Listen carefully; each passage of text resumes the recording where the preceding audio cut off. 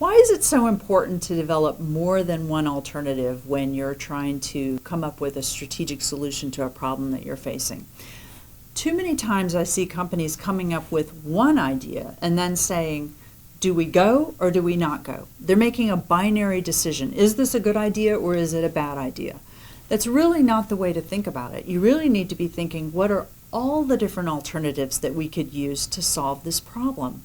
When you think of all the alternatives that you could do and really force yourself to come up with several, it forces you to think of all the different parameters of a solution and then the different versions of those. So we could either ally with our existing distribution channel or we could start a new distribution channel. We could either use the same product that we're using or we could alter the product in some way.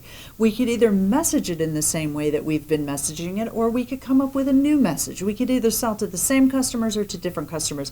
You can see that every one of these you could vary in a million ways, so you can come up with so many different solutions to a strategic problem. By forcing yourself to do that, you come up with ideas you never would have thought of otherwise.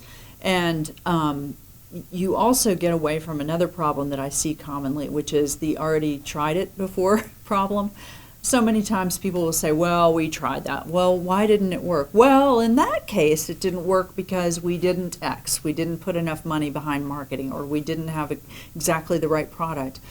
If you come up with several alternatives, you may be able to try more than one of these in the market to see which one is going to be most successful, because frankly, you never know until you put it out there and see whether customers are really going to buy it, how they're going to use it, and they may use it in some unanticipated ways.